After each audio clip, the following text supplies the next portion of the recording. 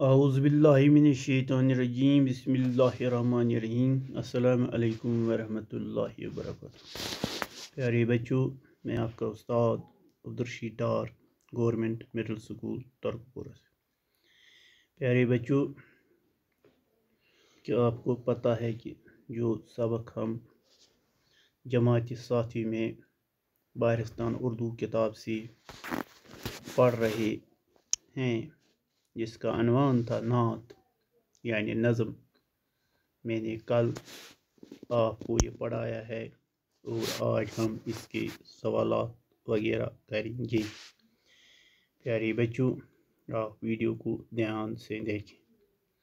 ان سوالات کا میں نے ایک PDF بھی بنایا ہے جو میں نے پہلے ہی آپ کے گروپ میں ڈال دیا ہے۔ اس PDF کو کھول کر ان سوالات کو نوٹ بک میں تحریر کریں صاف صاف۔ آؤ ہم شروع کریں گے۔ جو پہلا سوال ہے، جو عنوان ہمارا ہے نعت یعنی نظم، جو پہلا سوال ہے وہ ہے اس طرح: فرہنگ یعنی لفظ اور ان کے معنی۔ پہلا جو لفظ ہے وہ ہے بے کس، معنی اس کا بے یارو، مددگار، محتاج۔ دوسرا لفظ دستگیر کا معنی ہے مدد، حمایت۔ اور ایک لفظ ہے اسرار، سر کی جمع، بیت، راز۔ قبایا، قبا کی جمع، ایک قسم کا لباس۔ اس طرح اور ایک لفظ ہے حیاتی جاویداں، ہمیشہ کی زندگی۔ اور ایک لفظ ہے ابو سفیان، حضور صلی اللہ علیہ وآلہ وسلم کے بہت بڑے دشمن جو بعد میں ایمان لے آئے۔ حجرہ ہے اور ایک لفظ، اس کا معنی ہے کوٹری، خلوت خانہ۔ درس بصیرت کا معنی ہے دانائی کا سبق۔ فخر آدمیت کا معنی ہے انسانیت کی شان۔ مشقیں کھولنا کا معنی ہے آزاد کرنا، باندھے ہوئے ہاتھ کھولا۔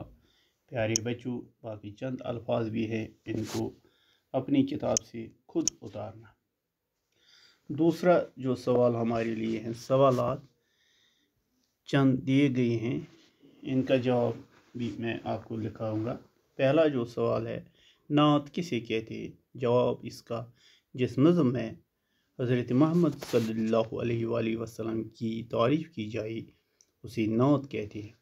دوسرا سوال ہے، حضور صلی اللہ علیہ وآلہ وسلم کو فخر آدمیت کیوں کہا گیا ہے؟ اس کا جواب ہے، حضور صلی اللہ علیہ وآلہ وسلم کو فخر آدمیت اس لیے کہا گیا ہے کہ آپ صلی اللہ علیہ وآلہ وسلم نے لوگوں کو دانائی کا سبق دیا، محتاجوں، غریبوں، بھوکوں اور حاجت مندوں کی حاجت کو پورا کیا۔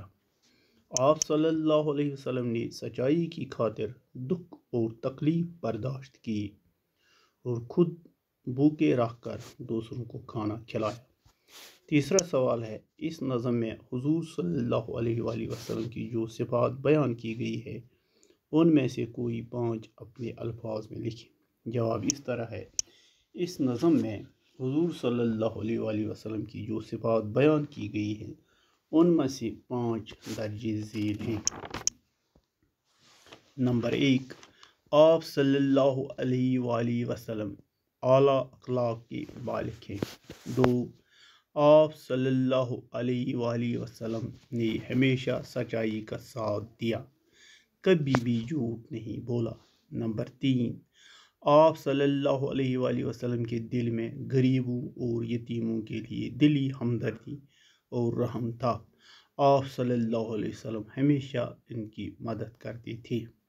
چوتھا، آپ صلی اللہ علیہ وسلم نے دشمنوں کو بھی معاف کر دیا۔ پانچواں اور آخری، آپ صلی اللہ علیہ وسلم خود بھوکے رہ کر دوسروں کو کھلاتے تھے۔ جو ہمارا آخری سوال ہے وہ اس طرح ہے، خالی جگہوں کو ان لفظوں سے پور کیجیے جو نظم میں استعمال ہوئے ہیں۔ نمبر 1، سلام اس پر جو ٹوٹے ہوئے ڈیش میں رہتا تھا۔ خالی جگہ میں اس طرح آئے گا، سلام اس جو ٹوٹے ہوئے حجرے میں رہتا تھا۔ دوسرا ہے سلام اس پر جس نے ڈیش ڈیش کے موتی بکھارے ہیں، اس طرح خالی جگہ میں آئے گا سلام اس پر جس نے فضل کے موتی بکھارے۔ تیسرا ہے سلام اس پر کہ دشمن کو ڈیش ڈیش دے دی، خالی جگہ میں یہ آئے گا سلام اس پر کہ دشمن کو حیاتی جاویدان دے دی۔ چوتھا ہے سلام اس پر جو ڈیش ڈیش دکھ اٹھاتا تھا، خالی جگہ میں یہ آئے گا سلام اس پر جو سچائی کی خاطر دکھ اٹھاتا تھا۔ پانچواں اور آخری خالی جگہ یہ ہے سلام اس پر جس نے ڈیش ڈیش کی دستگیری کی، خالی جگہ میں یہ آئے گا سلام اس پر جس نے بے قصوں کی دستگیری کی۔ یاد کیجئے پیارے بچوں، اس نظم کو زبانی یاد کیجئے۔ پیارے بچوں، اس طرح ہم نے اس سبق کو آج اختتام پہنچایا۔ انشاءاللہ آگے ہم اس کتاب کا ایک اور سبق اٹھائیں۔ اجازت دیجیے، خدا حافظ۔